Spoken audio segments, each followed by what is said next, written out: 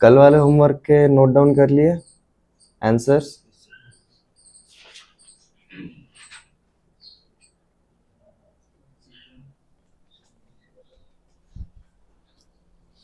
और जिनके नहीं आए रहेंगे क्रॉस चेक कर लो कैलकुलेशन के बाद।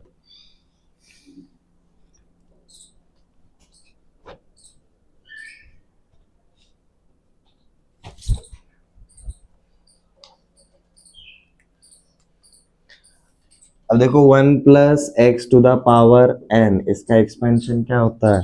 1 प्लस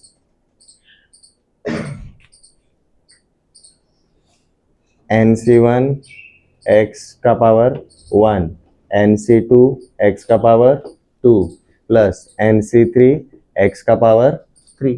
इस तरीके से जाने वाला है, क्योंकि देखो फर्स्ट टर्म क्या है? 1 है। 1 का पावर कुछ भी रखो, वो आएगा क्या मल्टीप्लीकेशन में? नहीं आने वाला।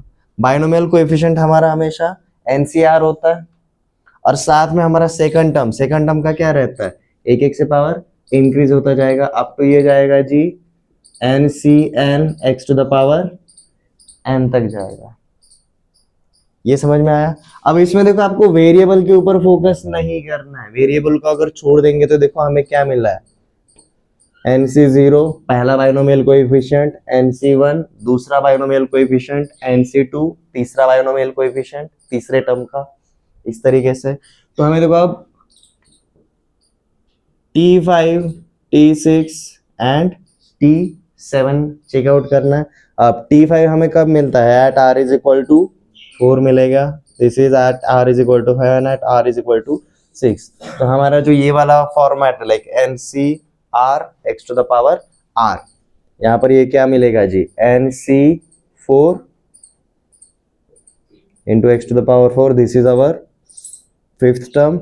NC5 x to the power 5, this is our sixth term. And NC6 x to the power 6, this is our seventh term.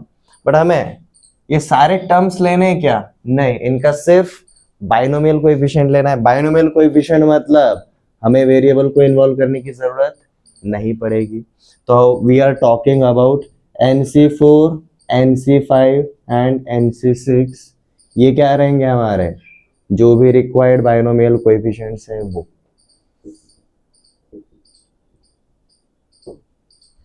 These are our required binomial coefficients. अब क्वेश्चन में क्या दिया है जी? These are in AP, तो therefore 2 times of NC5 is equal to NC4 plus NC6, ऐसा बोल सकता है। NC5 से डिवाइड कर दिया। NC4 क्या होता है जी? n factorial upon n minus 4 factorial and 4 factorial. यहाँ पर NC6 क्या रहेगा? n factorial upon n minus 6 factorial into 6 factorial. अब देखो दोनों को हम NC5 से डिवाइड करेंगे। NC5 क्या रहेगा? n factorial upon n minus 5 factorial into 5 factorial. यहाँ पर सेम।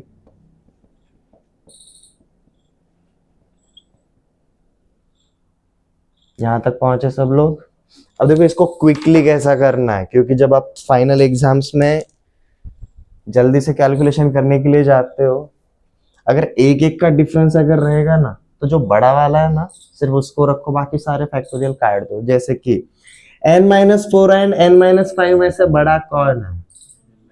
n-4 बड़ा है, ये रिकॉग्नाइज करो सबसे पहले। तो अगर n-4 अगर बड़ा है तो मैं n-4 फैक्टोरियल को क्या लिख सकता हूँ? n-4 into n-5 factorial. तो ये कट जाएगा ये पूरे फैक्टोरियल के साथ। इस तरीके से जल्दी करो क्विकली कैलकुलेशंस। 4 फैक्टोरियल और यहाँ पर 5 फैक्टोरियल, तो यहाँ पर 4 फैक्टोरियल और ये 5 इंटू 4 फैक्टोरियल कैंसिल हो गया। तो समझ में आया क्विकली कैसे कैंसिल आउट करना है? n और n कैंसिल, n और n cancel, n-6 n-5, which one is the greater? n-5 is greater, तो इसका सिर्फ फैक्टोरियल कटेगा, छोटा नंबर पूरा का पूरा कटेगा। 6 और 5 में से बड़ा कौन है? 6 का सिर्फ फैक्टोरियल कटेगा और छोटा नंबर पूरा का पूरा। अब ये कब? जब आपके टर्म्स में कितने का डिफरेंस है? 1 का डिफरेंस है तभी। 2 का रहेगा तो यहाँ पर 2 नंबर्स लिख रहे हैं, फैक्टोरियल और बाकी सब कुछ कट जाएगा सिंपली। तो देखो अब ये इक्वेशन क्या बन जाएगा? यहाँ पर डिनोमिनेटर में n-4 है और ये न्यूमरेटर में जाएगा, तो यहाँ पर क्या बचा 5/n-4 प्लस यहाँ पर n-5 डिनोमिनेटर के डिनोमिनेटर में, तो ये जाएगा हमारा ऊपर और यहाँ पर ये 6 रहेगा नीचे। This must be your simplified format. यहां तक पहुंचे, क्रॉस चेक कर लो लगे यार।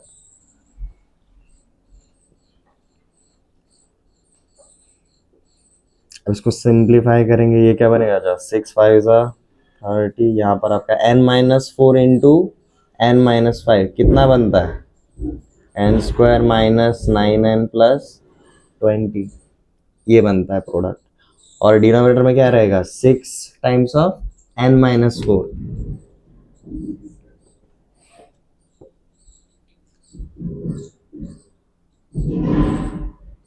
डिनोमिनेटर इधर भेज दिया, तो ये प्रोडक्ट कर लो सीधा, 12n - 8 = दिस इज, ये ब्रैकेट को एक्सपेंड करेंगे 30 + 20 50, ये बनता है जी n² - 9n + 50। आपको एक क्वाड्रेटिक इक्वेशन मिलेगा, एक साइड पे 0 लेकर आना है बस, एडजस्ट से राइट हैंड साइड पे 0, n², यहाँ का 12n इधर आएगा तो माइनस, तो -21n, यहाँ का -8 इधर आएगा तो +8, इट बिकम्स 58। अब आपको ऐसे दो नंबर्स फाइंड आउट करना है जिनका प्रोडक्ट आएगा जी 6 × 4 में अरे हाँ, हमने 6 × 4 नहीं ना किया, 12 4 = 48, 6 4 = 24, 24 2 48, ये -48 उधर जाएगा तो +48, तो ये क्या आएगा आपका 98। 14 × 7 98, 14 × 7 एंड 14 + 7 कितना होता है 21 हो जाएगा। ठीक है, तो यहाँ पर ये लिख सकते हैं जी हम n-14 × n-7, n-14 × n-7 = 0। तो देखो हमें यहाँ पर n के दो वैल्यूज मिलेंगे, n = 14 रहेगा और n = 7 रहेगा। ठीक है, n का वैल्यू तो मिल गया, अब क्या करो, ये जो हमने टर्म्स फाइंड आउट किया ना, यहाँ पर n का वैल्यू डाल के देखो, ये तीनों टर्म्स फाइंड आउट करो। ये बाइनोमियल कोएफिशिएंट्स कौन से हैं, एक बार आपको 7 डालना है, एक बार आपको 14 डालना है। 7 वाला इजीली मिल जाएगा,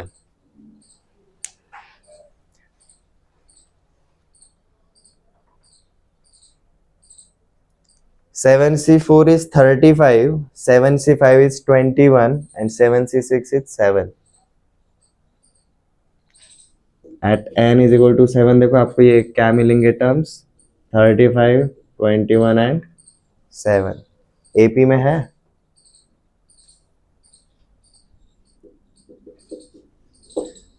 n = 14 पे बहुत बड़े जाएंगे, 14c4, 14c5 एंड 14c6, कुछ इस तरीके से मिलेंगे, ये थोड़े बड़े जाएंगे।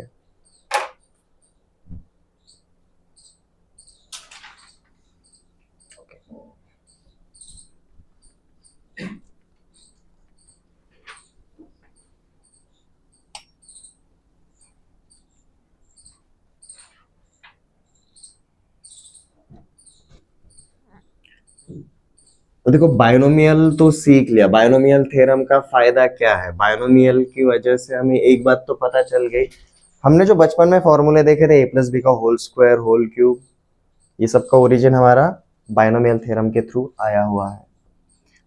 So let's see today application of binomial theorem.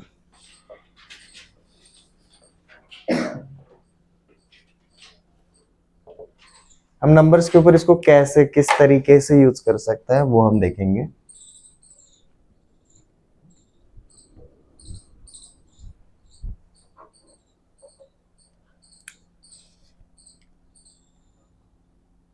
एक एग्जांपल लेकर चलते हैं। Let's just say I have to find out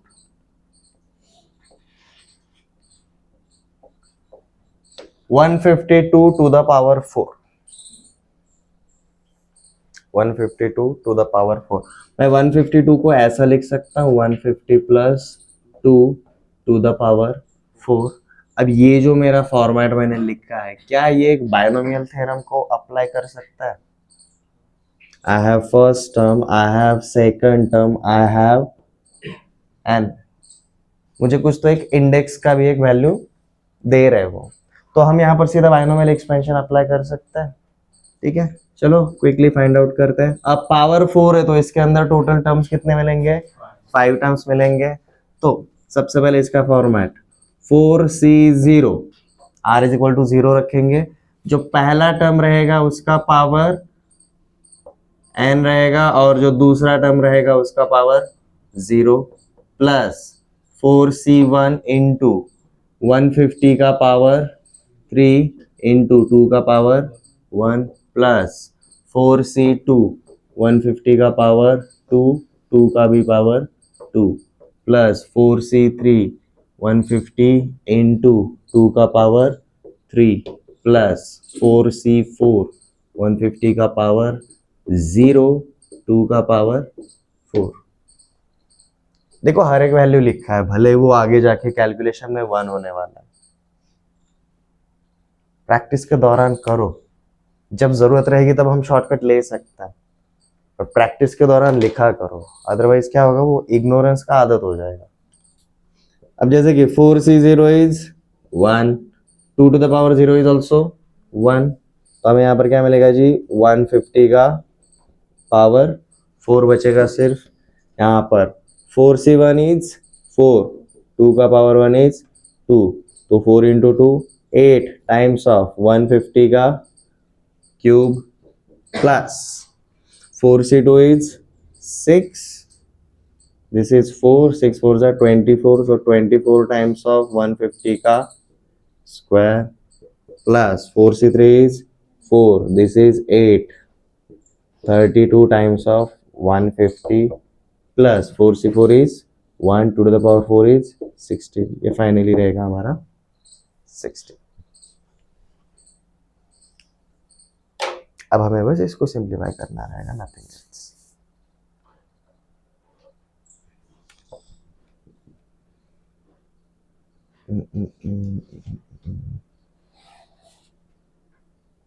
fifteen का स्क्वायर 225 होता है, इसको 150 के स्क्वायर का स्क्वायर बोल सकता हूँ। 150 का स्क्वायर ये आता है 150 टू द पावर 4, मतलब 150 के स्क्वायर का भी स्क्वायर। अब यहाँ पर 1 2 3 4 जीरोस पड़ेंगे, ये 5 का 25 ऐसा रहेगा। 22 इंटू 23 कितना होता है? 484 प्लस 22 506, ये रहेगा इसका आंसर। नेक्स्ट 15 का क्यूब कितना होता है? 3375, 3375, तो ये बन जाएगा जो आपका 8 टाइम्स ऑफ 150 का क्यूब इज 3375, ये 15 का क्यूब, और क्यूब कर रहे हैं इसलिए 0 अब कितनी बार पड़ेगा? 3 बार पड़ेगा। समझ में आ रही है कैलकुलेशंस कैसे कर रहे हैं स्टेप बाय स्टेप? यहाँ पर मैंने वो 5 वाला फॉर्मूला लगाया, 15 का स्क्वायर 225, एक जीरो के कितने हो गए? 2 जीरो हो जाता है स्क्वायर में, क्यूब में 3 होता है। अब अगेन यहाँ पर ये डबल जीरो के कितने जीरो होंगे? 4 जीरो हो जाएंगे।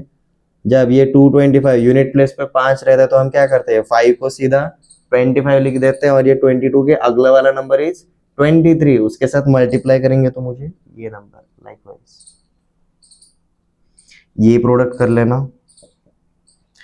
नेक्स्ट ये तो पता है, जस्ट लिखा है 24 times of 22500 plus 15 2s 30 carry over 3, 15 3s 48 plus 16।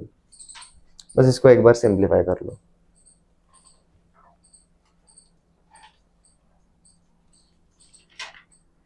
Eight fives are 40, 60, 3, 1 2 3, 24 5 7 50 carry over 12, 60 carry over 6, 4 5 4816। अब जब ऐसे बड़े कैलकुलेशंस होते हैं ना, तो हम एक एक डिजिट की बजाय दो दो के डिजिट में करेंगे, लाइक 00 + 00 + 00 + 16 कितना आएगा? 16 आएगा। नेक्स्ट 00 + 00 + 00 + 48, 54 + 00 + 25, 54 + 25 कितना आता है? 79। नेक्स्ट 27 + 06, 27 + 6 33, और एंड में क्या बचा आपका? 5। दिस इज योर 152 का पावर 4। इतना सब करने के बाद लगता है ना कैलकुलेटर सही है सर।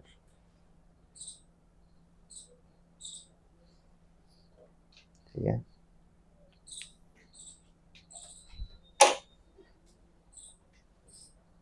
ओके, जानबूझ के बड़ा वाला नंबर लिया, हम प्रैक्टिस छोटे पे करेंगे थोड़ा सा, 3 डिजिट के आजू बाजू, ये ज्यादा ही बड़ा हो गया। ठीक है, ओके, फाइंड आउट करो 99 का पावर 4। इजी है। ये क्वेश्चन हमें हार्ड क्यों गया पता है? क्योंकि यहाँ पर 150 नंबर आया था। अब 99 को हम कैसे लिखेंगे? 100 - 1। पहला term is 100, second term is 1, और जब भी टर्म 1 आता है, मैंने बोला है बाइनोमियल बहुत इजी जाएगा।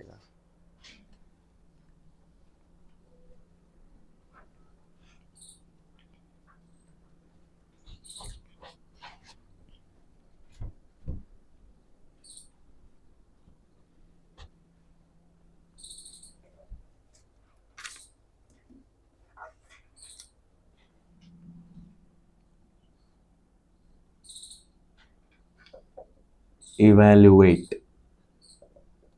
नंबर 1, 99 का पावर 4 करेंगे, सामने करेंगे जी 102 का पावर 5 करेंगे, 10.1 का पावर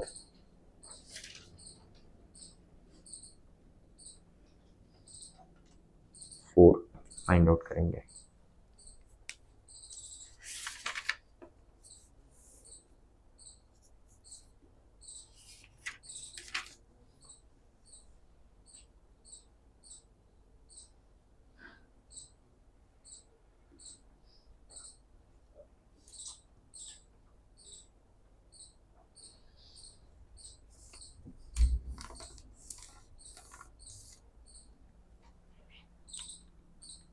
चलो let's start with first one. 99 का पावर 4, हमने इसको क्या लिखा जी? 100 - 1 का पावर 4 लिखा। पावर 4 है तो r 0 से लेकर 4 वाले वैल्यूज लेगा। स्टार्ट कैसे करेंगे हम? सीधा 4c0, पहले टर्म का पावर 4, सेकंड टर्म का पावर 0, सेकंड टर्म r = 1। अब देखो यहाँ पर r = 1, r का वैल्यू जब ऑड आएगा तब निगेटिव साइन आएगा, r का वैल्यू जब इवन आएगा तब पॉजिटिव साइन आएगा। समझ में आ रहा है क्यों?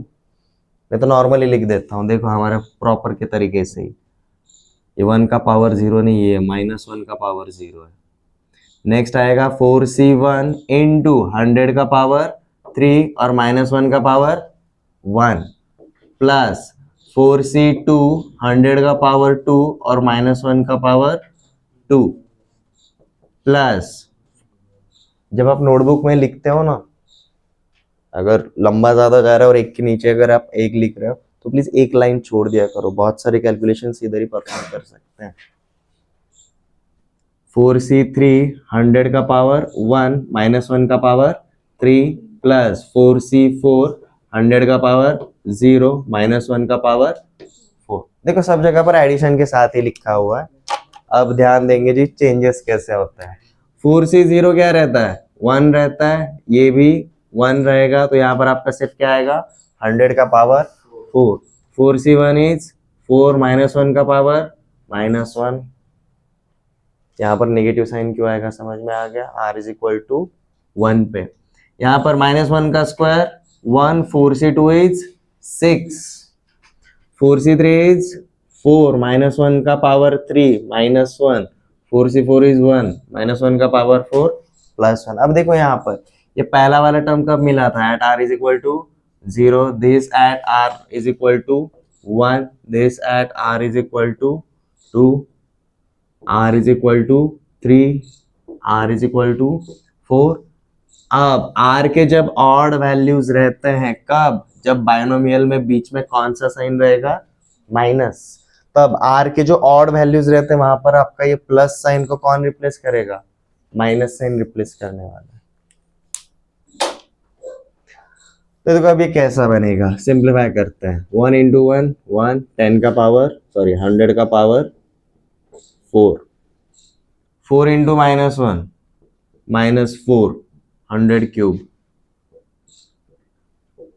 प्लस 6 इंटू 1 6, 100 का स्क्वायर, 4 इंटू -1 -4, 100 का पावर 1, एंड फाइनली 4 से 1 1 सब कुछ 1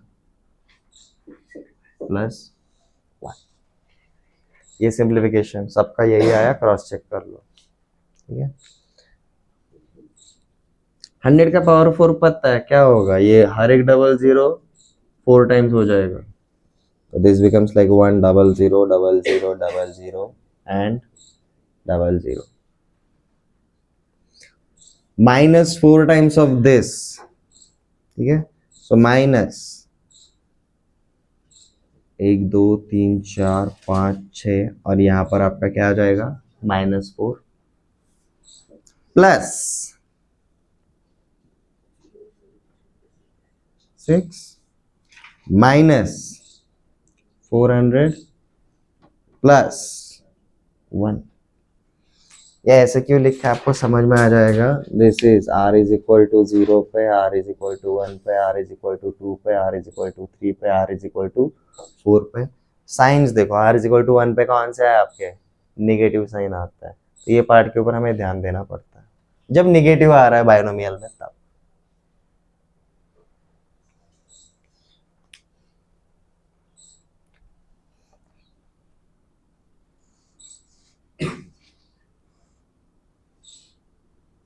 अब यहाँ पर सबसे सही तरीका रहता है, जो सबसे पहले प्लस वाले है ना उनको एक साथ लेकर चलो, फिर माइनस वाले का एडिशन एक साथ लेकर चलो। लाइक ये बन जाएगा जो हमारा शॉर्टकट में अगर करने के लिए जाएंगे 2 स्टेप्स तो लेने ही पड़ेंगे। 1 0 0 0 6 0 0 0 1 माइनस इनका एडिशन 4 0 0 0 4 0 0। आपको बेसिकली ये परफॉर्म करना है।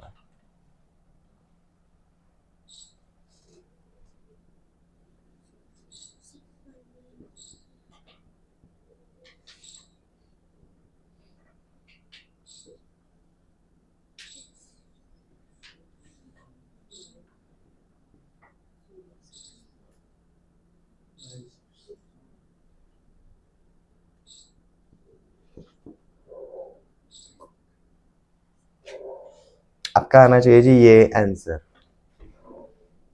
9605 9601।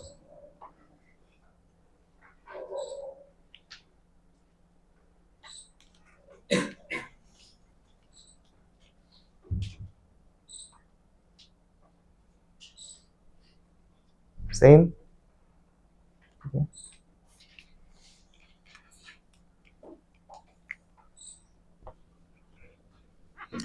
ये दोनों प्रैक्टिस के लिए ले लो, अभी मत करो, बट आपको एक आइडिया तो आ गया बायनोमियल हम कैसे यूज कर सकते हैं। ठीक है,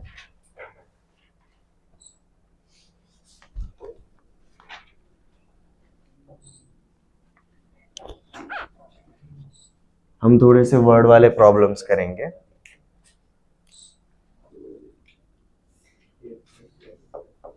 for 1 plus x to the power n, जो लास्ट टाइम लिया था ना लाइक एपी वाला, उसी टाइप का एक देखते हैं।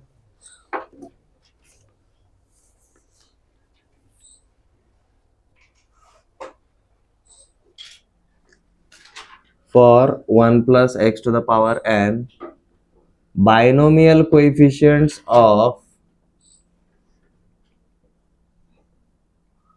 Binomial coefficients of 3 consecutive numbers नहीं terms for 1 plus x to the power n. Binomial coefficients of 3 consecutive terms are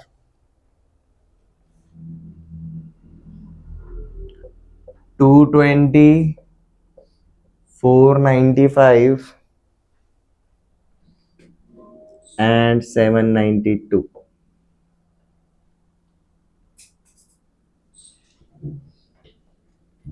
तो हमें फाइंड आउट करना है जी n. अब यहाँ पर एपी वाला नहीं दिया, उन्होंने जस्ट क्या बोला, 3 कॉन्जिटिव टर्म्स के बाइनोमियल कोएफिशिएंट्स ये तीनों हैं. अब इनकी मदद से हमें n और r फाइंड आउट करना पड़ेगा.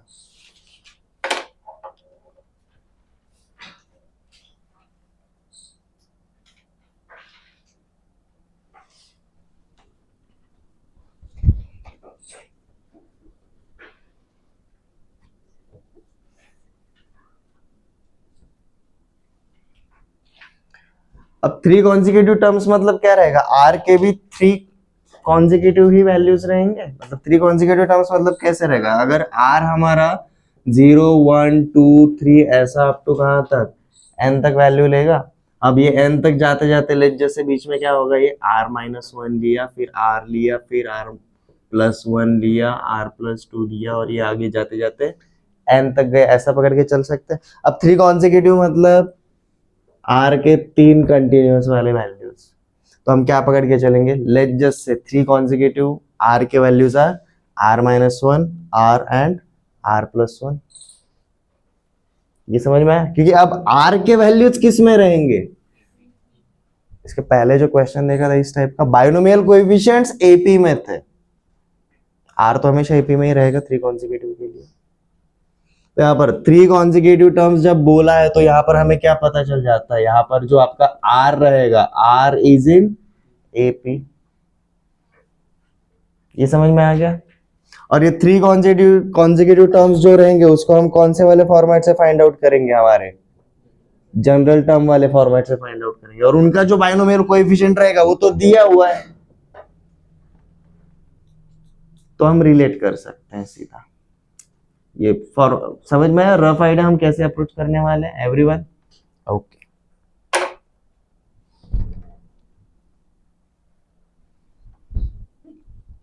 सो लेट्स स्टार्ट विथ, और सबसे फायदे की बात यहाँ पर हमारा देखो बाइनोमियल क्या दिया हुआ है, 1 प्लस एक्स. 2 टर्म में से एक टर्म तो 1 है, और हम क्या जानते हैं 1 प्लस एक्स के बारे में, आपका ये क्या रहेगा, NC1 x, NC2 x square, NC3 x cube. ये जाएगा जी आपका NCR x का पावर r. ये जाएगा जी आपका NCN x का पावर n. 1 प्लस एक्स ये हम जानते हैं.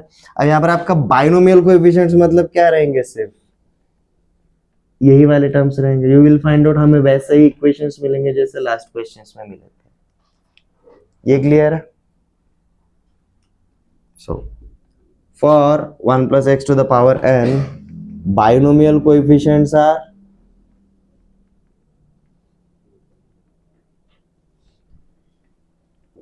NC0, NC1, NC2, NC3. ये जाएगा जी आपका NCR minus 1, NCR, NCR plus 1 up to ये NCN तक. ये सारे के सारे हमारे बाइनोमियल कोएफिशिएंट्स रहेंगे.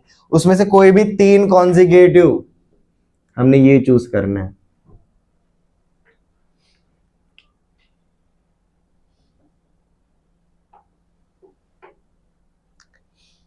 हम सीधा क्या बोलेंगे, let NCR minus 1 is equal to 220, NCR is equal to 495 and NCR plus 1 is equal to 792. आपको 3 पार्ट मिल जाते हैं सीधा गिवन डेटा के हिसाब से. So let NCR minus 1 is equal to 220, NCR is equal to 495 and NCR plus 1 is equal to 792.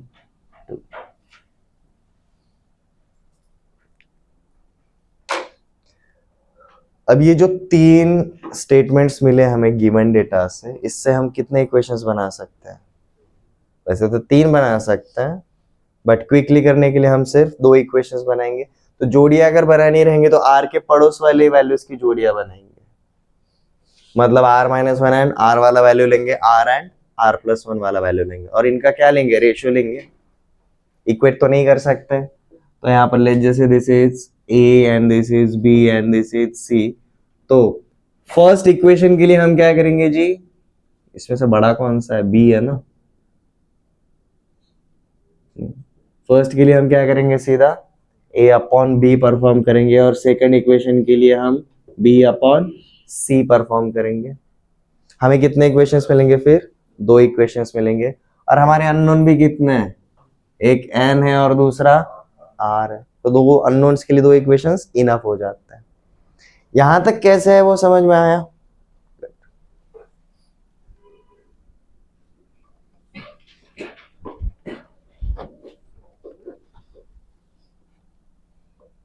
कोई भी math का क्वेश्चन सॉल्व करते टाइम फर्स्ट स्टेप बहुत मैटर करता है, because it's your starting point. Starting अगर सही जगह से होता है, सॉल्व करना इजी हो जाता है। अब देखो पहले वाले इक्वेशन के लिए हमने क्या किया जी? N C R minus one upon N C are is equal to 220 upon 495। ये दोनों 11 से डिवाइड होते हैं, ठीक है? ये दोनों नंबर 11 से डिवाइड होते हैं अगर रेशियो लेना है तो। N C R minus one क्या रहता है जी? N factorial upon N minus are plus one factorial and R minus one factorial. NCR क्या रहेगा? N factorial upon N minus R factorial and R factorial.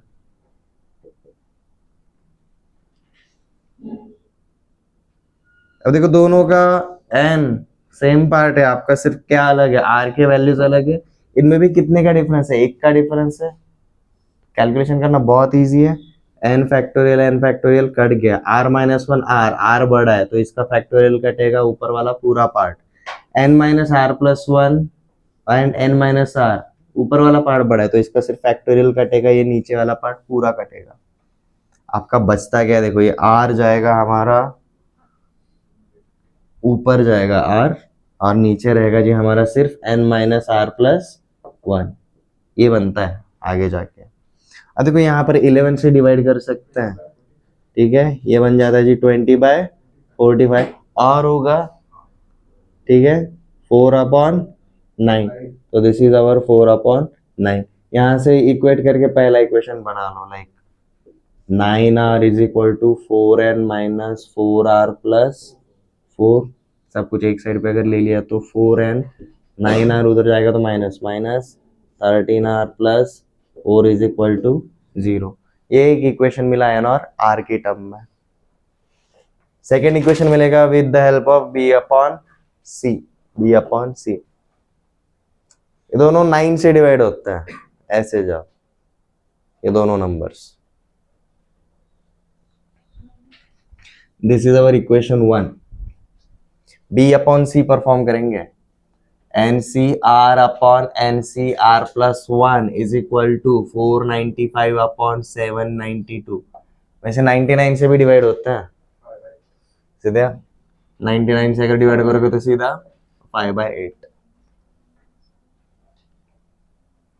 NCR n factorial upon n minus r factorial NCR plus 1 n factorial upon n minus r minus 1 factorial into r plus 1 factorial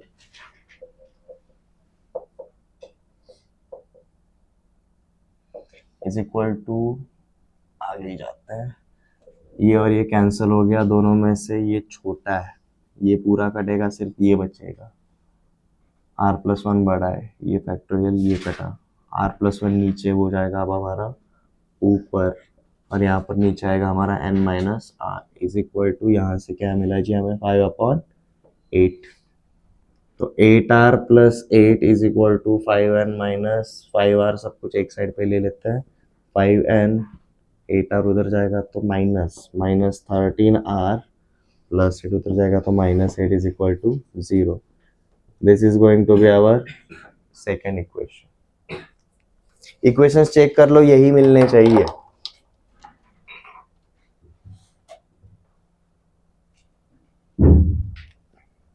अब दोनों equations को solve करना है. हमारा पहला क्या है जी, 4n minus 13r plus 4 is equal plus 4 है माइनस 4 है, यहाँ पर प्लस 4 ही है. तो 9r प्लस 9r उधर गया तो माइनस 4 माइनस 9 माइनस 13, सब कुछ उधर ही किया है. n को पॉजिटिव रखा है मैंने. अब यहाँ पर इनका एडिशन कर सकते हैं, सॉरी सब्ट्रैक्शन करना पड़ेगा तभी पॉसिबल होगा, क्योंकि देखो लकीली n फाइंड आउट करना है ना, हमें r से रिलेटेड कुछ बोला है क्या, इसलिए हम r को एलिमिनेट करेंगे. इनका सब्ट्रैक्शन करेंगे तो देखो क्या होगा, सारे के सारे साइन चेंज हो जाएंगे, ये माइनस और ये इस तरीके से होगा. ठीक है, 0 माइनस 0 0 ही रहेगा, -8 माइनस 4 -12 ये कैंसिल हो गया, 5n minus 4n n n minus 12 is equal to 0. इसका मतलब क्या हुआ, n is equal to 12. n का वैल्यू मिला जी हमें 12. अब ये n का वैल्यू डालोगे तो आप r का वैल्यू फाइंड आउट कर सकते हो. तो एक काम करो, r भी डाल के देखो क्या आएगा. r का वैल्यू मिलना चाहिए आपको 4. Next 48 plus 4 is equal to 13r. हाँ 52, r इज इक्वल टू 4 मिलना चाहिए.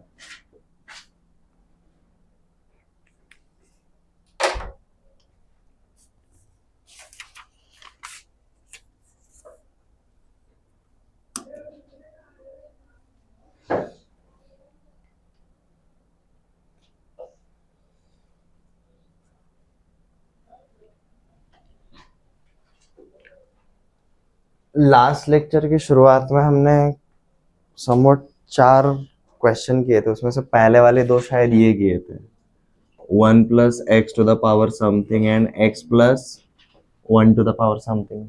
6 लिया था शायद, ये काम किया था हमने कल, याद आ रहा है. इसके ऊपर हमने ऑब्जर्व क्या किया था, अगर x आपका दूसरे पोजीशन पे रहता है तो इसके पावर्स इंक्रीजिंग ऑर्डर में लगता है, x अगर आपका फर्स्ट पोजीशन पे रहता है तो हमारे इसके पावर्स डिक्रीजिंग ऑर्डर में लगते हैं. ठीक है,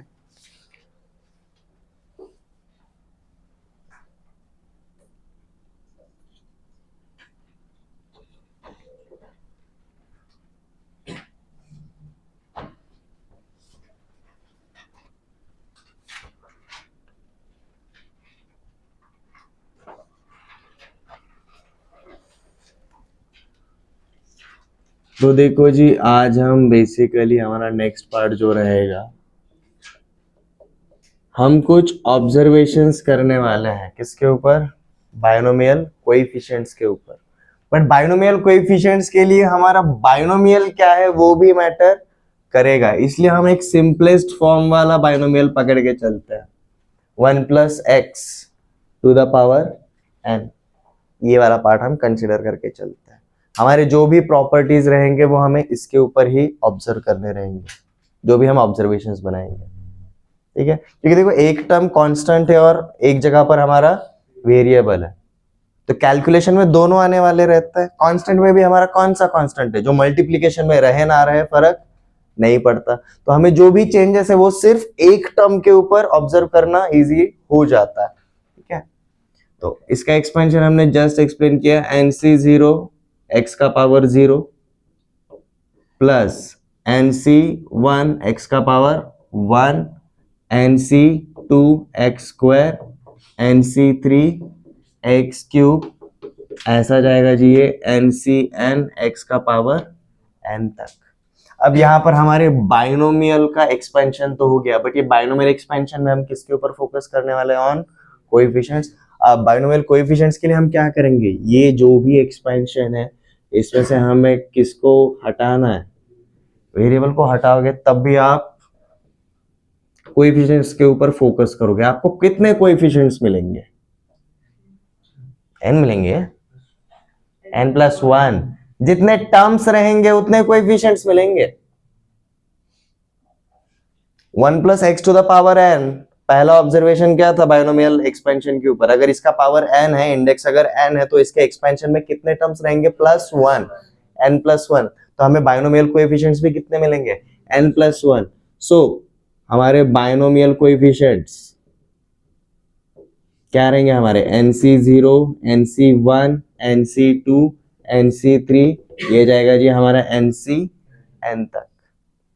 यहां तक क्लियर है? हमें जो भी अब ऑब्जर्वेशंस करना है या फिर बिहेवियर देखना है, ये इन्हीं कोएफिशिएंट्स के ऊपर देखना है, but specially for what binomial? 1+x। ये क्लियर है?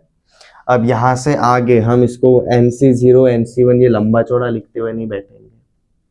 यहां से आगे जो भी हमें बाइनोमियल कोएफिशिएंट्स के ऊपर, यहां से आगे मतलब टॉपिक के लर्निंग के लिए, क्वेश्चन में भी वैसे ही रहता है। nc0 को सीधा मेंशन करूंगा as c0, nc1 is c1, nc2 is c2, nc3 is c3, अब ये ncn is cn। ये सारे के सारे इन्वॉल्व होने ही वाले हैं। और हम क्या जानते हैं? r का हाईएस्ट वैल्यू कहाँ जाता है? n तक जाता है। मतलब अगर n = अगर 4 रहेगा ना, तो ये सिर्फ c4 तक ही जाएगा।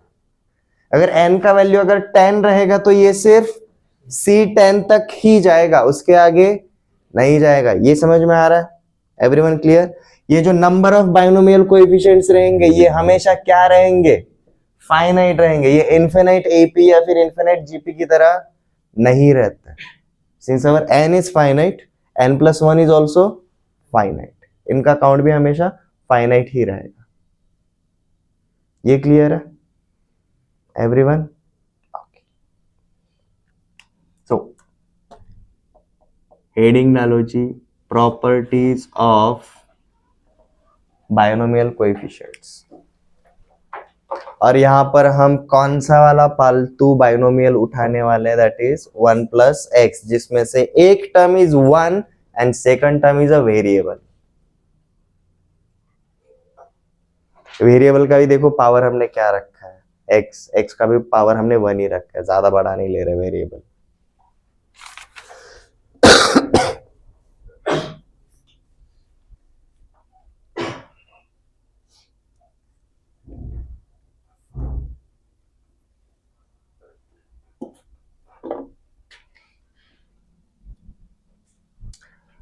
तो यहां पर स्टार्ट ऐसे करो जी, for 1+x⁴n,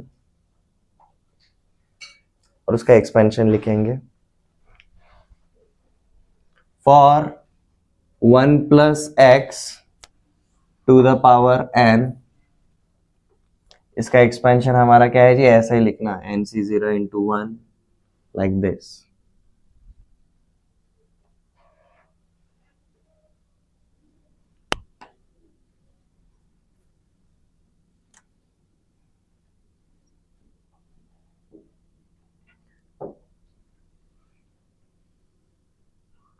We have binomial coefficients as follows.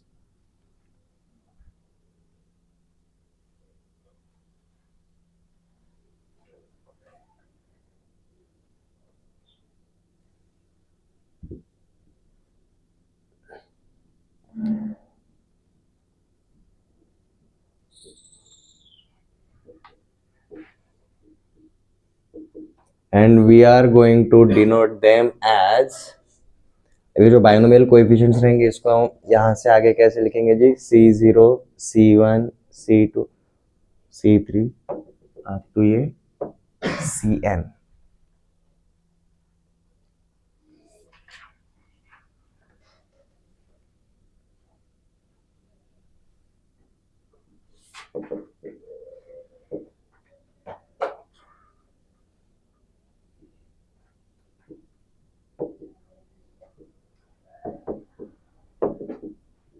और ये चीज बस याद रखने के लिए, हमारे जो नंबर ऑफ बाइनोमियल कोएफिशिएंट्स रहते हैं, ये हमेशा एक फाइनाइट सेट ही रहेगा।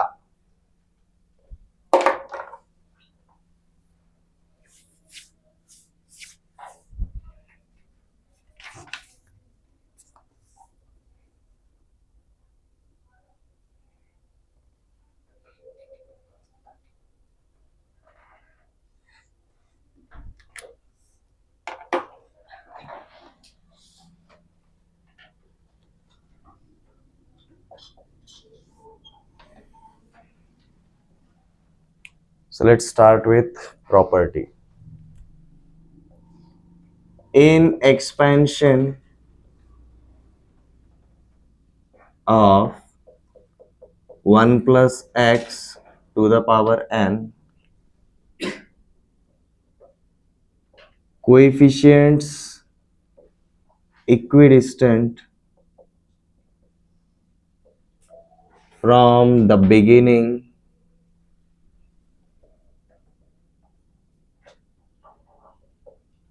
and the end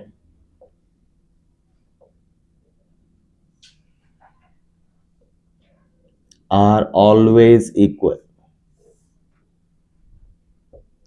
ये हमने ऑब्जर्वेशंस में भी लिखा था बायनोमियल एक्सपेंशन के.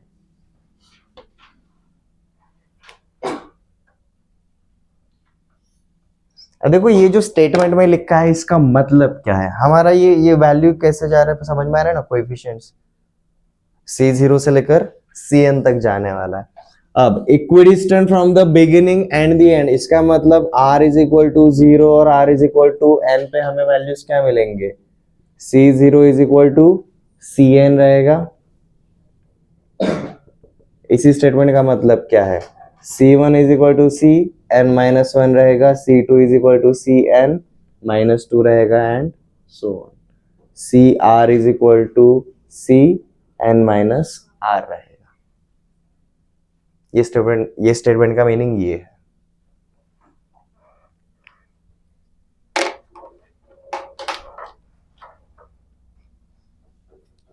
वापस से बताता हूँ, मैथ के अंदर हमेशा 3 चीजें होती हैं. पहली रहती है भाई थ्योरी होती है, एक थ्योरी रहती है. मैथ के अंदर एक्स्ट्रा क्या रहता है जो बाकी सब्जेक्ट्स में नहीं रहता है, एक मैथमेटिकल रिप्रेजेंटेशन होता है. कैलकुलेशन के लिए हम ऐसे जाते हैं, इसको लेकर कैलकुलेशन कर सकते हैं क्या, थ्योरी को लेकर पॉसिबल नहीं रहता. हमें मैथमेटिकल रिप्रेजेंटेशन के ऊपर भी ध्यान देना रहता है. तो जो भी हम प्रॉपर्टीज थ्योरम वगैरह देखते हैं उनको एक बार मैथमेटिकल फॉर्मेट में भी ऑब्जर्व कर लिया करो एग्जैक्टली मीनिंग क्या है, क्योंकि हमें कैलकुलेशन में ये यूज करना है. बट याद कैसे रखते हैं, ऐसे याद रखते हैं. ठीक है, प्रॉपर्टी 1 समझ में आ गया, ये ऑलरेडी देखा हुआ था तो ज्यादा कुछ नया नहीं है. नेक्स्ट प्रॉपर्टी देखेंगे.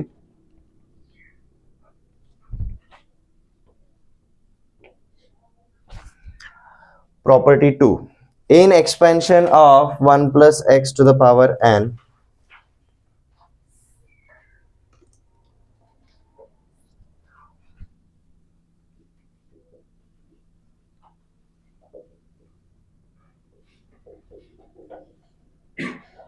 in expansion of 1 plus x to the power n, sum of all coefficients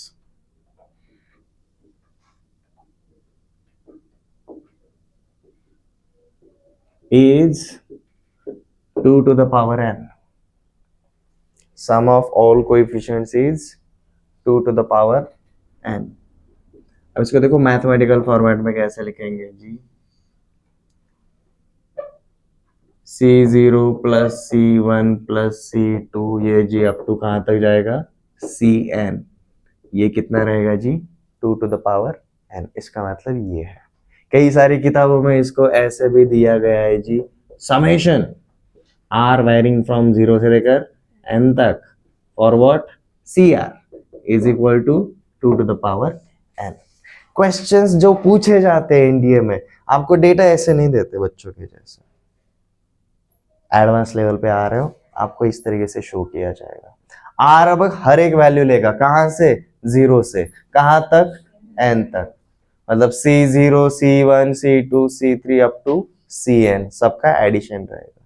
दोनों का मतलब सेम है. ये क्लियर है. प्रैक्टिस के टाइम पे आपको क्या करना है, ये जो फिनोमेना रहता है समेशन साइन वाला, इसको प्रैक्टिस के टाइम पे ये वाले फॉर्मेट में लिखा करो.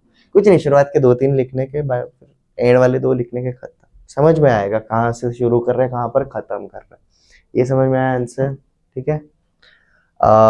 ये भी ऑब्जर्वेशन हमने किया था पास्कल ट्रायंगल में, रो वाइज एडिशंस देखा था, 2 के पावर से मिले थे. ठीक है, ये वही है. नेक्स्ट प्रॉपर्टी देखते हैं.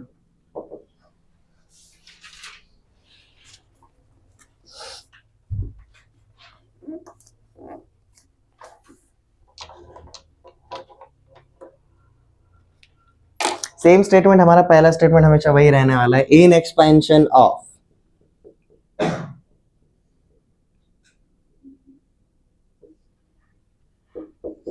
One plus x to the power n sum of coefficients of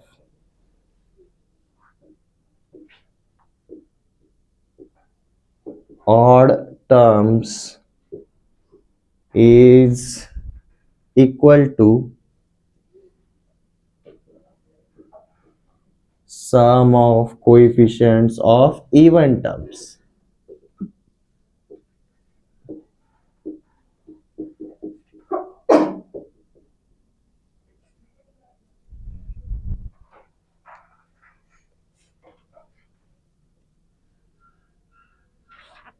And it is given by, or it is given as 2 to the power n minus 1. पहले स्टेटमेंट लिख लो, इसका मतलब क्या है अंडरस्टूड हो जाएगा. Sum of coefficients of odd terms. Odd terms मतलब first term, third term, fifth term, seventh term, likewise जहां पर आर के वैल्यूज इवन रहेंगे, like r is equal to 0, r is equal to 2, r is equal to 4 and so on, which is equal to sum of coefficients of even terms, मतलब second term, fourth term, six term and so on, जहां पर आपके r के values क्या रहेंगे, odd रहेंगे. पहले दो प्रॉपर्टीज के लिए हमें कुछ ज्यादा देखने की जरूरत नहीं पड़ी थी. ये प्रॉपर्टी अगेन पास्कल ट्रायंगल के ऊपर ट्राई करके देखेंगे, ठीक है, ऑब्जर्वेशन वहीं पर प्रॉपरली होगा. अब देखो इसका मतलब क्या है यहां पर इस प्रॉपर्टी का, sum of coefficients of odd terms. Odd terms मतलब इनका क्या कहना है, C0 plus C2 plus C4, ये अप टू कहां तक जाएगा जी, C2R, R का कोई भी वैल्यू डालो, इवन नंबर, ठीक है. This is equal to C1 plus C3 plus C5, ये अप टू कहां तक जाएगा जी, C2R माइनस 1 तक, जो भी आएगा. और ये सबका एडिशन क्या है जी, 2 to the power n minus 1, n तक जाएगा और आगे, ठीक है. अब इसको अंडरस्टैंड करने के लिए r के टर्म्स में याद रखो, क्योंकि हम हर बार कौन सा वाला पार्ट मेंशन करने वाले हैं, r का वैल्यू. तो देखो यहां पर r के वैल्यूज क्या आ रहे हैं, r इज इवन, ये पहले वाले पार्ट के लिए C0 C2, C0 is first term, C2 is third term, C4 is fifth term, likewise. तो यहां पर r is equal to even डालने के बाद जो बाइनोमियल कोएफिशिएंट्स मिलेंगे ये वो रहे, उनका एडिशन. यहां पर इसका मतलब क्या है, r का अगर हमने क्या ऑड वैल्यू डाला तो जो बाइनोमियल कोएफिशिएंट्स मिलेंगे ये उनका समेशन. ये दोनों के सम इक्वल होता है, ये दोनों के सम इक्वल होता है. सेकंड प्रॉपर्टी के हिसाब से हमने क्या देखा, ये सबका सम कितना है, 2 टू द पावर n, सबका मतलब ये this part r is equal to even and r is equal to odd, ये दोनों का मिलाकर 2 टू द पावर n है. बट उसमें से r इवन और r ऑड के लिए वो भी आधा आधा बढ़ जाता है, उनका मतलब यही है. समझ में आया, ये पहला पार्ट समझ में आ गया.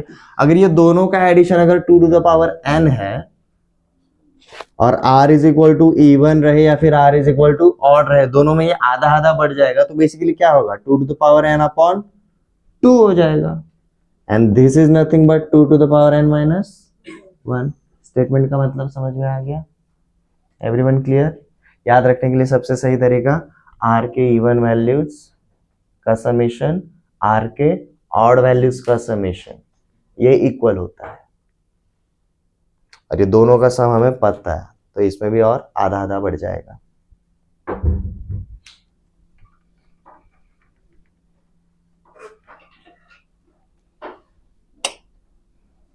प्रॉपर्टी अगर अभी भी समझ में नहीं आ रहा तो पास्कल ट्रायंगल पे दिखा देता हूं. 1 2 1 1 3 3 1, यहाँ पर 1 4 6 4 1, यहाँ पर आपका 1 5 10 10 5 1 1 6 15 20 15 6 1। अब देखो ये r इज इक्वल टू 0 वाले वैल्यूज है, r इज इक्वल टू 0 पहले ही टर्म रहता है ना। मैं इवन वैल्यूज को हाईलाइट कर रहा हूँ, r के इवन वैल्यूज को मैं हाईलाइट कर रहा हूँ, ठीक है। अब आपको क्या करना है, जैसे रो वाइज जा रहे हो, यहां से नीचे यहां से नीचे, जैसे एक रो में आप चेकआउट कर रहे हो ना, ये जो बक्से वाले हैं इनका एडिशन देखो और जो रिमेनिंग है उनका एडिशन देखो। 1 इधर है, उधर भी 1 ही बचा, यहाँ पर देखो 1 + 1 2, रिमेनिंग इज ऑल्सो 2। तो देखो यहाँ पर आर के में इवन वाले वैल्यूज इधर पकड़ता हूँ और आर के में ऑड वाला समेशन, ठीक है।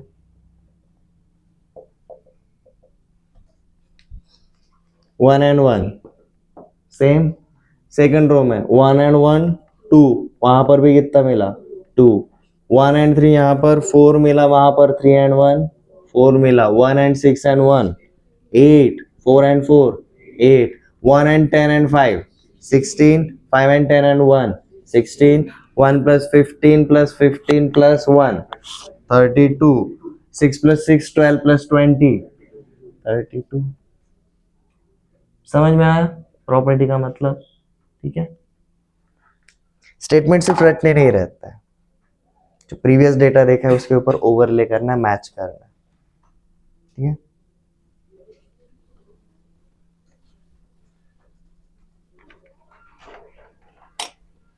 नेक्स्ट प्रॉपर्टी पे चले।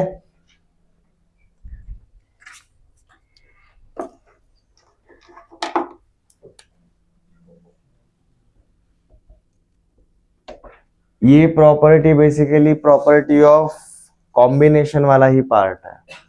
हमने शायद फोर्थ प्रॉपर्टी देखा था वो, that is NCR is equal to N/R into N-1 CR-1। This is also equals to N/R। अब यहां से अगेन इसका ऊपर से N-1 ले लिया, नीचे से R-1 ले लिया, तो हम इसको क्या लिख सकते हैं N-2 CR-2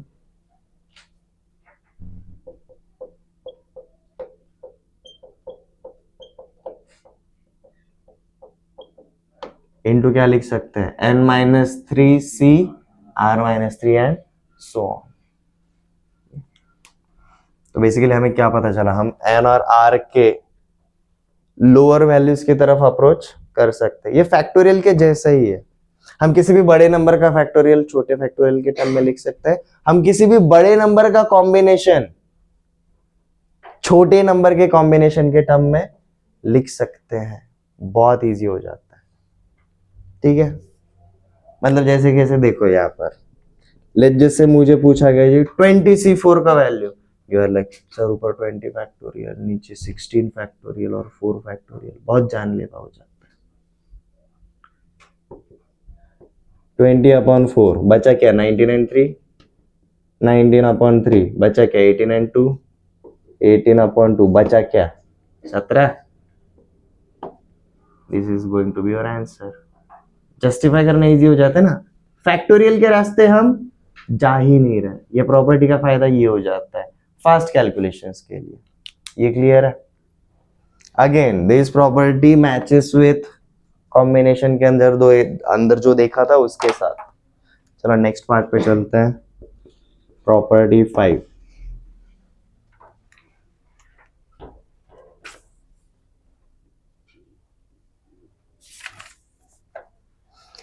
देखिए जो प्रॉपर्टी 5 है ना, ये आपके प्रॉपर्टी 2 और 3 का मिक्सचर है। प्रॉपर्टी 3 में क्या देखा था, आर के इवन वैल्यूज का जो सम है और आर के ऑड वैल्यूज का जो सम है वो क्या है, इक्वल है। और ये दोनों का सम किसके बराबर है, प्रॉपर्टी 2 में क्या देखा था, is equal to 2 to the power n। तो अगर ये अल्टरनेट साइन, मतलब अगर ये r is equal to even minus r is equal to odd करेंगे तो 0 आना चाहिए। तो यही हमारा प्रॉपर्टी है। यहाँ पर स्टेटमेंट नहीं है, यहाँ पर सीधा मैथमेटिकल फॉर्मेट है, that is C0 minus C1 plus C2 minus C3।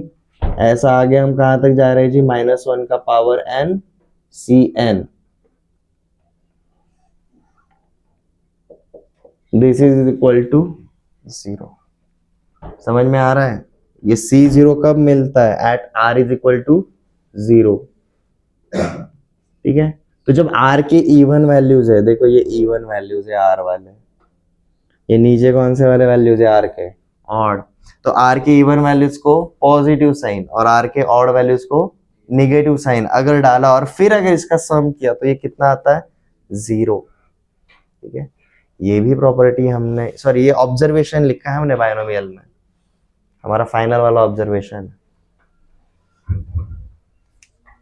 Revise कर रहे हो? ऐसा नहीं रहता कि लेक्चर आप बायनोमियल पढ़ा रहे हैं ना, तो हम बायनोमियल का नहीं कर रहे रिवीजन में, हम प्रीवियस चैप्टर्स का कर रहे हैं। इसका लर्निंग चल रहा है ना, तो ये भी रिवाइज करना है। हाँ यार, पिछले 2 चैप्टर्स में ये देखा हुआ है, इसी के ऊपर हमारा 3rd लेक्चर होने वाला है, तो वो भी रीड कर लिया करो, और 1-2 बार नहीं, कंटिन्यूअसली प्लीज। ये समझ में आ गया? अब ये ऐसे कुछ फॉर्मेट्स है जो हमने प्रॉपर्टीज के अंदर डाले हैं, but there are certain observations जो हम प्रॉपर्टीज के अंदर नहीं लेकर आते क्योंकि वो काफी कंडीशनल है। ठीक है, सेट चैप्टर में याद आ रहा है हमने लॉज कितने देखे थे? 6 लॉज देखे थे। ये लॉज हर जगह पर अप्लाई होता है, बट हम ये भी जानते हैं सेट के अंदर a minus B is equal to A intersection of B complement. इसको हमने लॉ के अंदर नहीं डाला था, इसको हमने ऑब्जर्वेशंस के अंदर डाला था, क्योंकि इसका वेन डायग्राम और इसका वेन डायग्राम सेम आते हैं। ठीक है, तो ये बेसिक प्रॉपर्टीज है। अब कुछ हम एक्स्ट्रा ऑब्जर्वेशंस करने वाले हैं, और ये ऑब्जर्वेशंस हम सीधा लिखेंगे नहीं, हम क्वेश्चन लेंगे, उसके थ्रू हम ऑब्जर्वेशंस बनाने वाले हैं। ठीक है, हो गया नोट डाउन?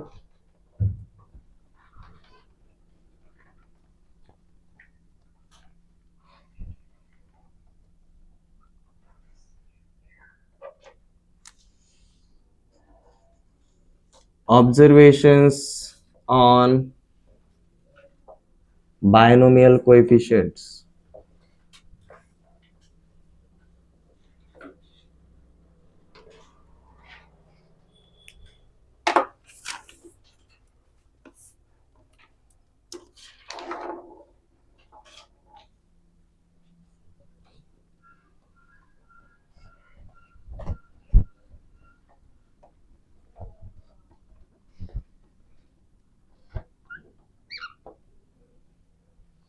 अब ये करते टाइम अगेन हमने जो सेटअप है वो पकड़ के चलना है। Let C0, C1, C2 up to Cn represents binomial coefficients of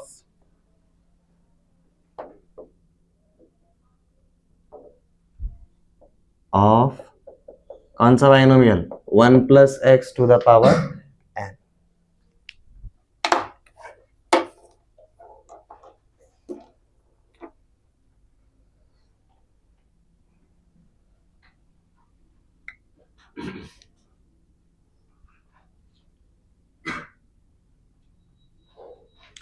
पहला वाला ऑब्जर्वेशन देखो जी, 0 multiplied with C0 plus 1 multiplied with C1 plus 2 multiplied with C2। समझ में आ रहा है क्या किया? हमारे कोएफिशिएंट्स क्या है? C0, C1, C2, जो R का वैल्यू है उसके साथ ही मल्टीप्लाई किया। 0 is multiplied with C0, 1 is multiplied with C1, 2 is multiplied with C2। ऐसा हम करते जा रहे हैं, कहां तक जाएगा? n multiplied with Cn। हमें ये फाइंड आउट करना है। पैटर्न समझ में आया हमने क्या लिया? ठीक है, अब इस टाइप के क्वेश्चंस को हम कैसे सॉल्व करेंगे वो भी बताऊंगा, बट पहले इसको टेक्निकल तरीके से सॉल्व करेंगे। ओके, हमने यहां तक देखा था, हमारा सेकंड प्रॉपर्टी क्या था? C0 plus C1 plus C2 plus C3 up to Cn, this is equals to 2 to the power n।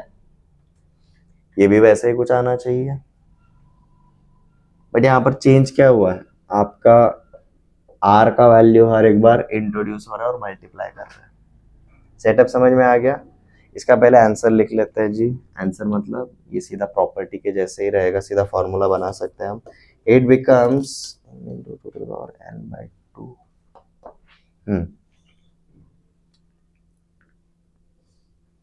n/2 n/2 times of 2 to the power n। हम नॉर्मली क्या जानते हैं, C0 C1 C2 इन सब का addition आता है 2 to the power n। इसके साथ क्या होता है जब ये होता है तो n/2 times of 2 to the power n। अब कई सारी किताबों में इसको और अच्छे से सिंप्लीफाई करके दिया, like 2 to the power n upon 2 करते हैं तो यही क्या बन जाता है, n मल्टीप्लाइड विथ 2 का पावर n-1। ऐसे रखा याद तो भी चल जाएगा, ऐसे रखा याद तो भी चल जाएगा। I will say personally go with this thing because second वाला पार्ट तो प्रॉपर्टी है, उसमें हमें पता चल जाता है। Like 2 to the power n के टर्म में अगर याद रखोगे तो इजी हो जाएगा। यहाँ पर देखो, यहाँ पर आपको दो चीजें याद रखनी पड़ती है, सामने n भी रखना है और 2 का पावर क्या रखना है। But 2 to the power n हमेशा रहेगा, अगर याद रखा तो आपको क्या याद रखना है, सिर्फ n/2 रहेगा भाई साहब ने, खत्म। ये क्लियर है? चलो इसको सॉल्व करेंगे आप।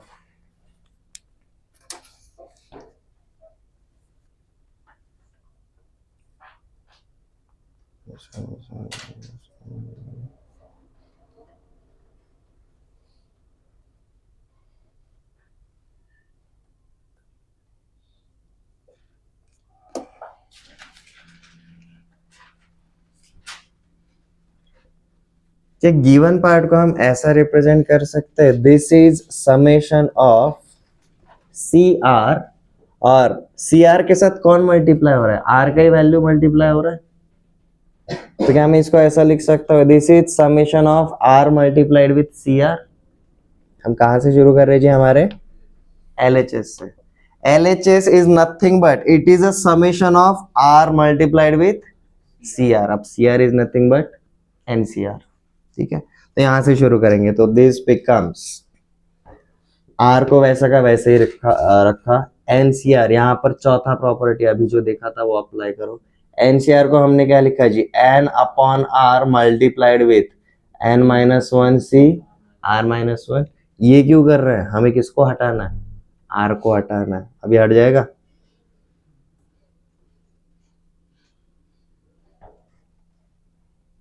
ना,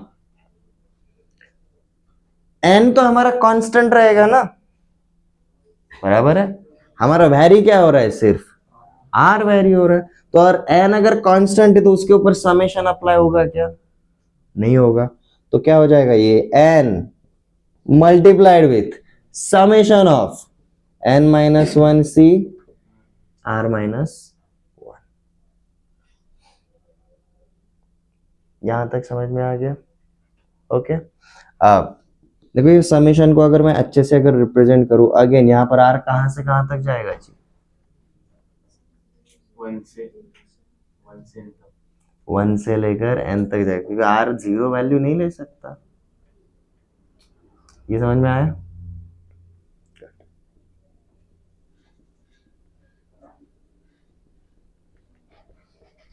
तो देखो अब ये वाले पार्ट को मैं एक्सपांड करके लिख रहा हूं नेक्स्ट जगह पर। तो this becomes n multiplied with, bracket के अंदर ये कहां से कैसे आएगा जी आपका, ये n-1C 0 n-1C 1 n-1C 2, ये अप टू जाएगा जी n-1C n-1। n तक क्यों जाएगा मैडम, यहां तक जाएगा ये।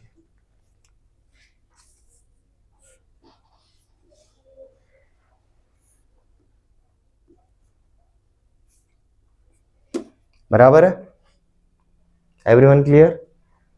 अब प्रॉपर्टी 2 अप्लाई करेंगे। यहां पर हमने क्या देखा था, अगर NC0 plus NC1 plus NC2 ये अप टू जाएगा NCN तक, तो एडिशन कितना आता है, 2 to the power n आता है।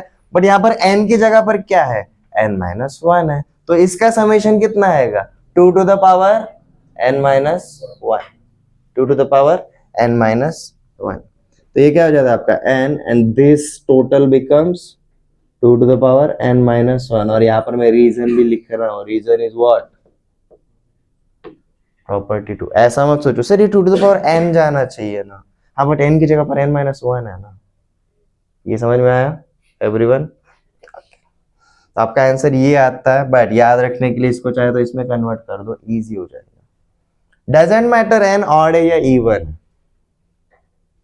2 का पावर कुछ भी रहे वो तो हमेशा इवन ही रहेगा, तो इसलिए ये हमेशा पॉसिबल है। ठीक है, तो याद रखने के लिए n की टर्म्स में n/2 times of 2 to the power n, और ये दोनों में से कोई भी याद रख सकते हो, कोई प्रॉब्लम नहीं है। This is our first observation. ये फॉर्मूले बुक में जाना चाहिए, हाँ, फॉर्मूले बुक में जाना चाहिए, क्योंकि ये स्पेशल पैटर्न बन जाता है। लिखते टाइम आप चाहे तो ये वाला पार्ट लिख सकते हो या फिर ये वाला पार्ट लिख सकते हो जी, ऐसे summation of are C are is equal to n/2 times of 2 to the power n।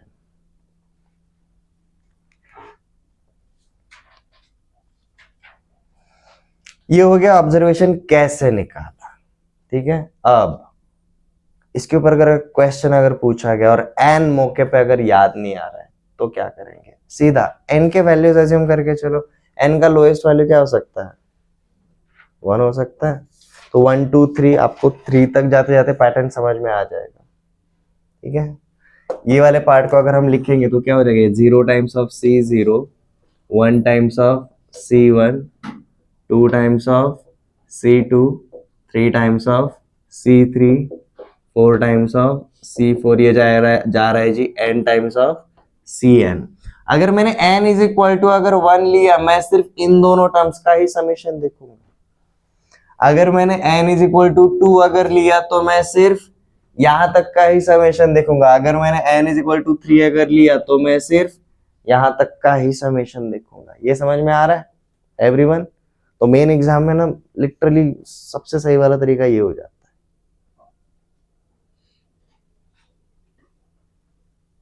ये क्लियर है? अब बस क्या होगा, n इज इक्वल टू 1 रहेगा तो ये 1C0 1C1, n is equal to 2 रहेगा तो ये 2C0 2C1 2C2, n is equal to 3 रहेगा तो ये 3C0 3C1 3C2 and 3C3, इस टाइप से रहेगा। आप n क्या पकड़ के चल रहे हो वो भी मैटर करेगा। क्रॉस चेक कर सकते हो यहाँ पर लिटरली, देखो ना क्या रहेगा अभी। n इज इक्वल टू 1 पे क्या हो जाता है? 0C0 0, 1 into C1 1, n is equal to 1 पे हमें 1 मिलता है क्या? यहाँ पर n इज इक्वल टू 1 डाला तो 1 मिलता है। n is 1 into 2 to the power 1 minus 1 0, वो भी 1 ही रहता है, 1 मिलता है। n इज इक्वल टू 2 डाल के देखो, ये तो 0 रहेगा। This is 2 times of is 1 into 2 plus 2 into 1, 4 मिला एडिशन। यहां पर n इज इक्वल टू 2 डालो, 4 मिलता है क्या? मिलता है। n इज इक्वल टू 3 पे भी सेटिस्फाई होता है क्या? 1 into 0 plus 1 into 3 plus 2 into 3 plus 3 into 1, ये कितना एडिशन? ये 0, 3 प्लस 3 6, 6 प्लस 6 12। यहाँ पर n इज इक्वल टू 3 डाला तो 12 मिलता है क्या? This is 3 2 to the power 2 4 4 3 जा 12, सब मिलता है।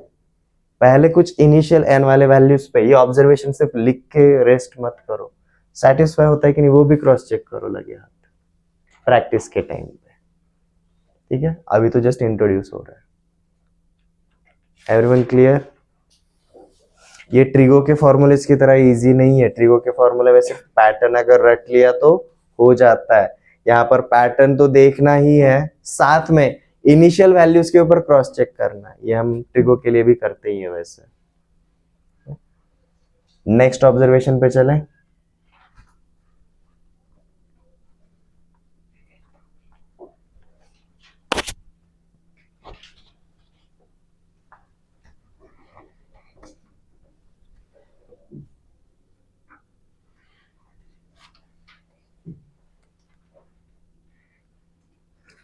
n/2 times of 2 to the power. Second observation के लिए हम क्या करेंगे?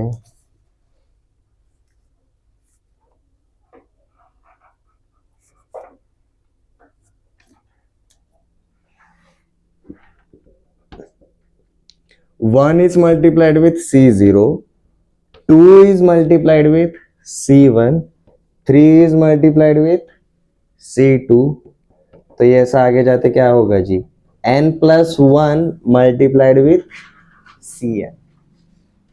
ये समझ में आया पैटर्न?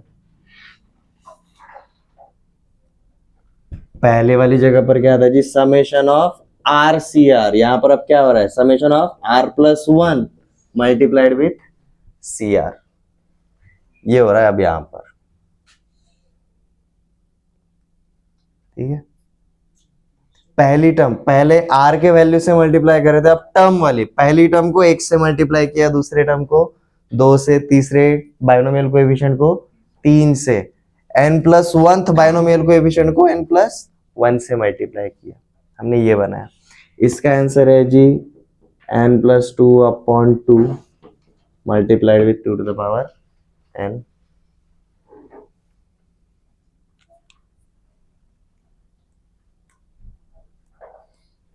लास्ट वाला जैसे सॉल्व किया था वैसे ही रहेगा।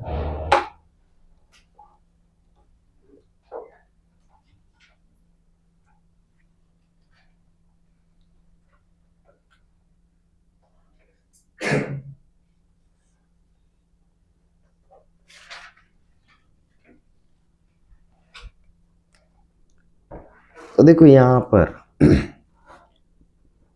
LHS से अगर शुरू करेंगे हम ऐसा बोल सकते हैं, this is nothing but summation of r+1 multiplied with CR।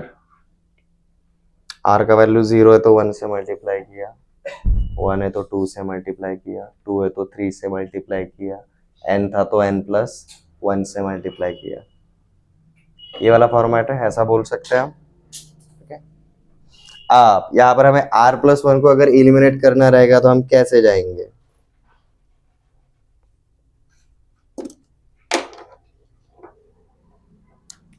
ये मल्टीप्लीकेशन है, r को एक बार cr के साथ मल्टीप्लाई करेंगे, फिर 1 को एक बार cr के साथ मल्टीप्लाई करेंगे, तो देखो ये क्या बन जाता है, this become summation of r times of cr plus cr। cr को अंदर मल्टीप्लाई कर दिया, r multiplied with cr, rcr, 1 multiplied with cr, cr। अब समेशन को अंदर लेकर जाएंगे और हमें इसको सॉल्व करना आता है। अभी पहला वाला प्रॉपर्टी तो वही देखा था, समेशन ऑफ rcr, सीधा वैल्यू डाल सकते हैं हम।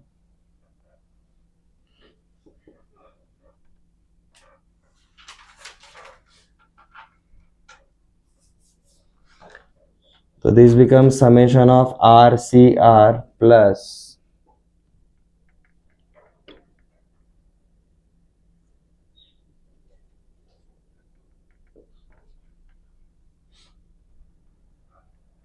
Summation of cr।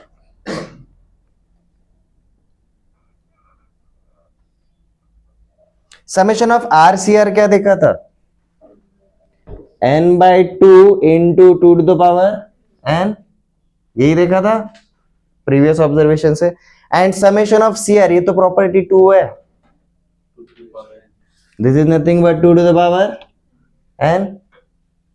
तो ये क्या हो जाता है, 2 to the power n common ले सकते हैं, ये क्या हो जाता है n/2 प्लस 1, तो बेसिकली n+2/2। यहाँ पर 2 टू द पावर n अगर कॉमन लिया तो क्या बचता है आपका n/2 प्लस 1। इसको अगर सिंप्लीफाई करेंगे तो क्या बनेगा, literally n+2/2 multiplied with 2 to the power.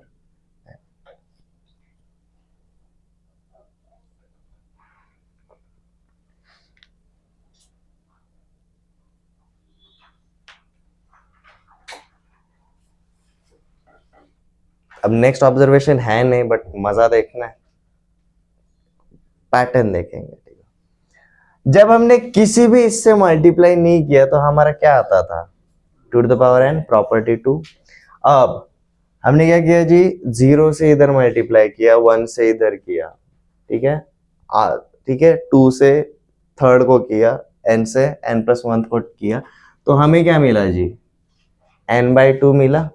अब ड्यूरिंग दिस प्रोसेस देखो यहाँ पर n/2 into 2 to the power n वैसा का वैसा था, यहाँ पर आगे क्या हुआ +1, +1 कब हो, जब देखो हमने अब यहाँ पर 0 की जगह पर हमने +1 से जब मल्टीप्लाई किया तो वहां पर भी हमारा +1 हो गया। n/2, this is nothing but n/2 + 1। अब यहाँ पर अगर मैं 2 से इधर करता, इधर 3 से करता, इधर 4 से करता, तो ये क्या हो जाता पता है, n/2 + 2। समझ में आया पैटर्न? यहाँ पर अगर मैं 5 से करा तो 0 से आगे कितना आ गया वो देखो, पहला टर्म, पहला नंबर कौन सा है उसके ऊपर फोकस करो, सीधा पैटर्न पता चल जाएगा। ठीक है,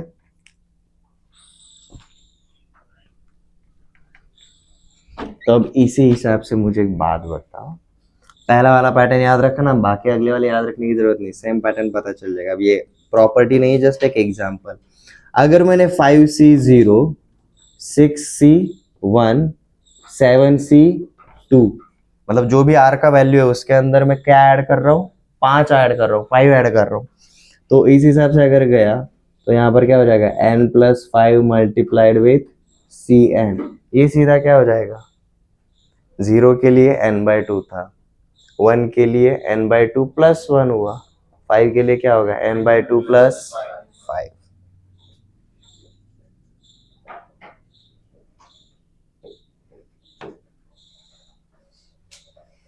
ठीक है, इसलिए हम सिर्फ एक टाइप का एक फॉर्मूला नहीं देखते, थोड़े से चेंजेस करके ऑब्जर्व करते हैं।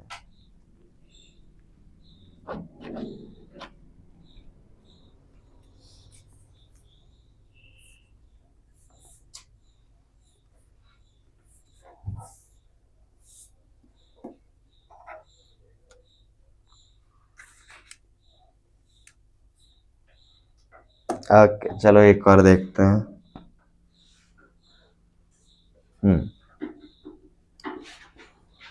1 × C0 + 3 × C1 + 5 × C2, ये गया जी हमारा, देखो 2n + 1 multiplied with Cn।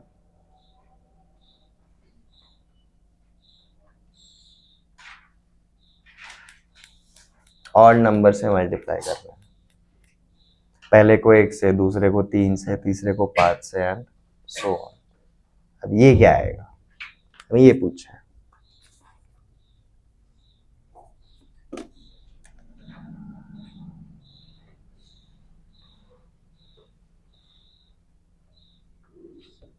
This becomes n + 1 multiplied with 2 to the power n।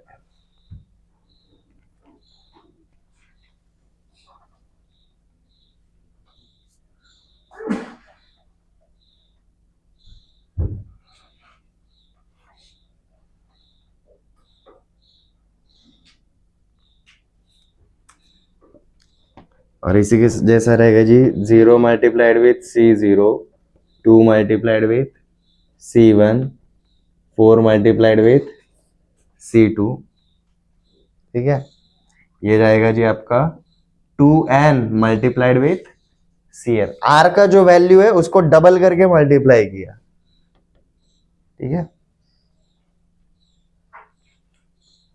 ये बन जाता है जी आपका n multiplied with 2 to the power।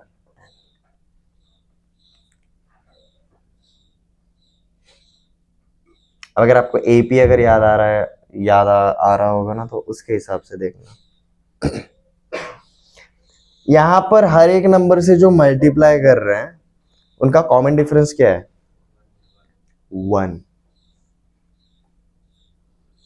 ठीक है, वहां पर कॉमन डिफरेंस इज 1। ऐसा बोल सकते हैं, पहले ऑब्जर्वेशन में जो मल्टीप्लीकेशन वाले नंबर से वो एपी फॉर्म कर रहे थे, आपके देखो फोर्थ में भी एपी ही फॉर्म कर रहा है। ठीक है, यहाँ पर कॉमन डिफरेंस क्या था, 1 था, यहाँ पर कॉमन डिफरेंस इज 2। 1 के लिए n का मल्टीपल क्या बना, बेसिकली 1/2। 2 के लिए 2/2।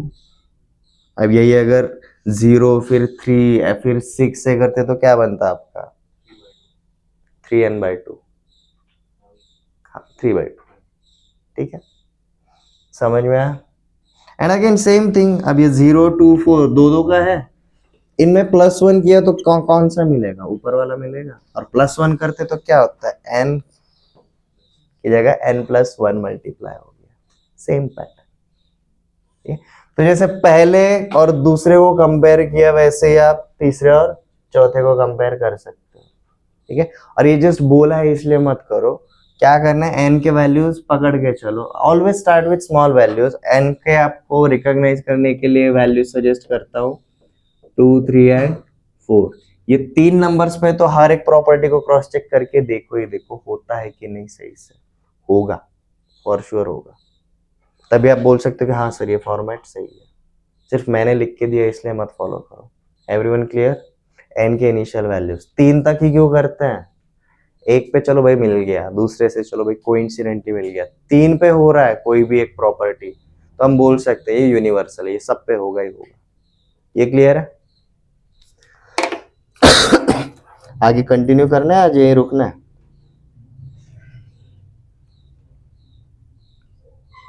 यहीं पे रुकना है क्या? कंटिन्यू करें? ओके। ये जो भी फॉर्मेट मिला हुआ है, ये जो भी फॉर्मेट मिला हुआ है उसको एक फॉर्मूले के भरोसे हम आराम से कर सकते हैं, वो फॉर्मूला लिख लो। इट्स लाइक अलग अलग चाबी है, वो मास्टर की है, इस हिसाब से देखेंगे अब हम, ठीक है। चारों नोट डाउन हो गए?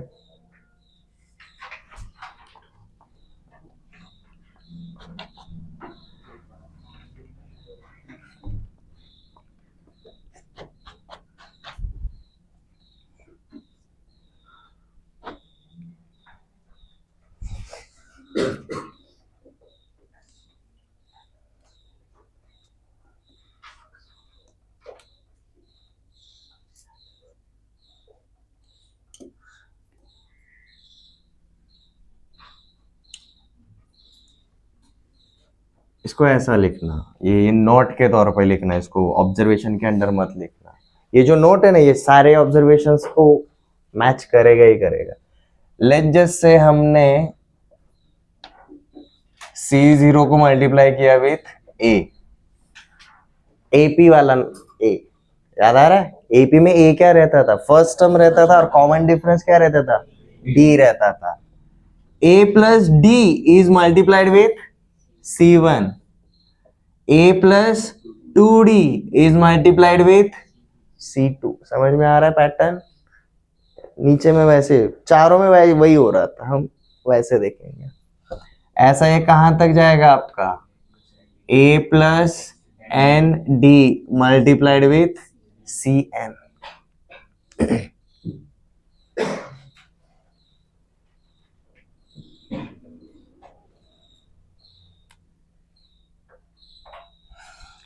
This is equals to 2 times of A plus N times of D multiplied with 2 का पावर N minus 1। या फिर आप ऐसा लिख सकते हो 2A plus ND upon 2 multiplied with 2 to the power N।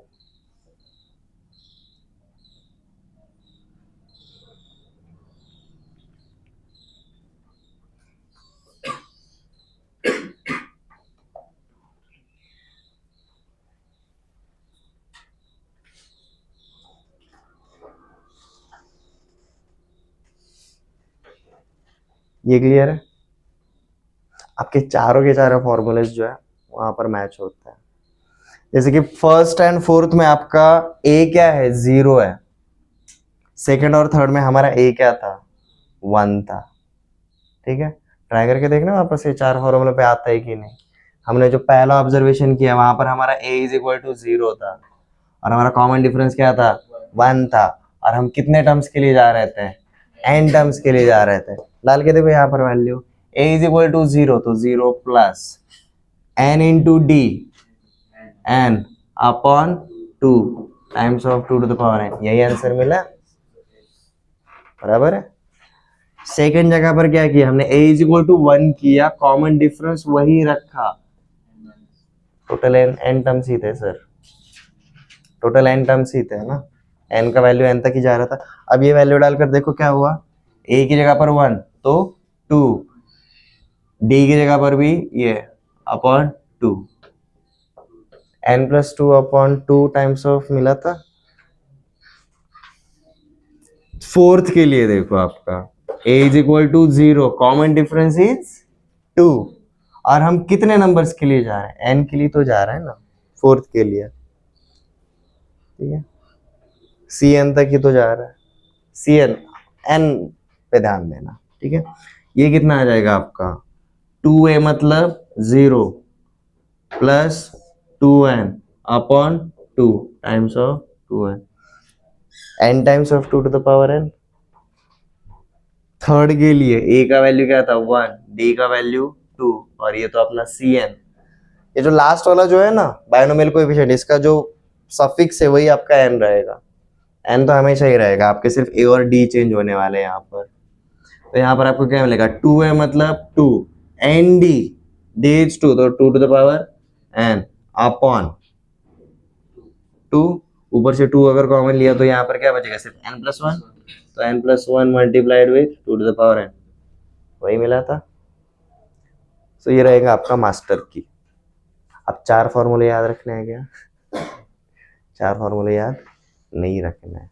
अगर आप बोलते सर रोक दो, मैं ये नहीं बताता।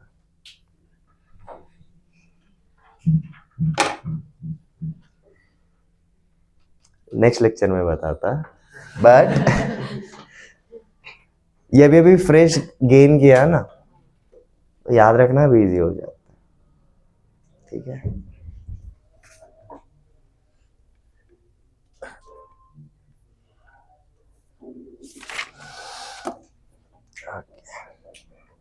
बाकी का पार्ट हम कल कंटिन्यू करेंगे। बायनोमियल कोएफिशिएंट्स के ऊपर जब भी क्वेश्चन आते हैं ना एनडीए में, तो वहां पर मैं एक ट्रिक यही सजेस्ट करूंगा, एन के इनिशियल वैल्यूज पे क्रॉस चेक करना। आपको क्वेश्चन कैसा रहता है पता है, जैसे बोला रहेगा कि 3c0 plus 6c1 plus 9c2 and ये अप टू जाएगा जी लेट जैसे 3n, ऐसा कुछ तो रहेगा अप टू cn तक। तो ये जो समेशन है क्या है, और आपको नीचे कितने ऑप्शंस दिए रहेंगे, 4 ऑप्शंस दिए रहेंगे। तो क्या करो, ये समेशन में आपको सिर्फ n के वैल्यूज पुट करना है। n = 2 रहेगा तो सिर्फ 3 टर्म्स लेना, n = 1 रहेगा तो 2 टर्म्स लेना, n = 3 लोगे तो आपको पहले 4 टर्म्स लेना है। और जो n का वैल्यू कंसीडर किया वो याद रखो, क्योंकि आपका जो आंसर रहेगा हमेशा n की टर्म में ही रहेगा। और ये क्रॉस चेक आप किसके ऊपर करोगे, यहां पर करोगे, ठीक है। ये सबसे इजी तरीका है। अगर आपका कैलकुलेशन भी सही रहा तो 40 to 45 सेकंड्स में आंसर आ जाता है, अगर ये पता रहा तो, ठीक है। आज हमने नॉर्मल नंबर से मल्टीप्लाई किया, ठीक है, कल हम स्क्वायर से मल्टीप्लाई करेंगे।